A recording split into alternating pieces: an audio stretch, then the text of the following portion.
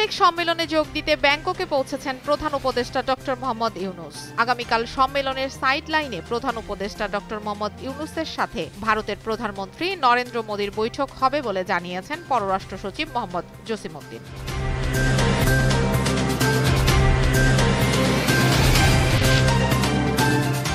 বঙ্গোপসাগরীয় ৭ দেশের জোটের মধ্যে সামুদ্রিক পরিবহনে সহায়তার লক্ষ্যে একটি চুক্তিতে সই করেছেন বে of Bengal initiative for multi-sectoral technical and economic cooperation জোটের পররাষ্ট্রমন্ত্রীরা।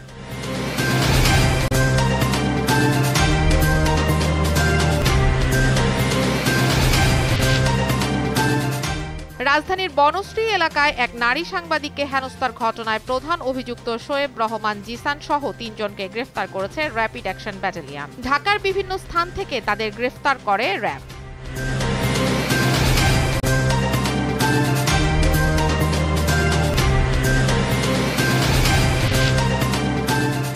পরমাণু ইস্যুতে ইরানের সঙ্গে উত্তেজনা চলছে যুক্তরাষ্ট্রের। এমনকি পরমাণু চুক্তি না করলে ইরানে হামলার হুমকিও দিয়েছেন মার্কিন প্রেসিডেন্ট ডোনাল্ড ট্রাম্প। অন্যদিকে চাপ সত্ত্বেও পরমাণু ইস্যুতে সরাসরি কোনো ধরনের আলোচনায় বসতে অস্বীকার করেছে তেহরান।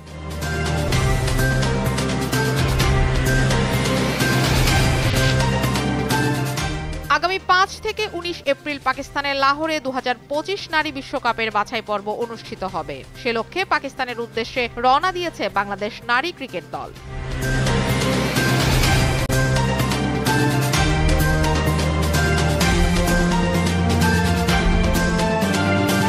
পরিমাণের সঠিক খাবার পেতে তাই আজই অর্ডার করুন ফুডি অ্যাপে।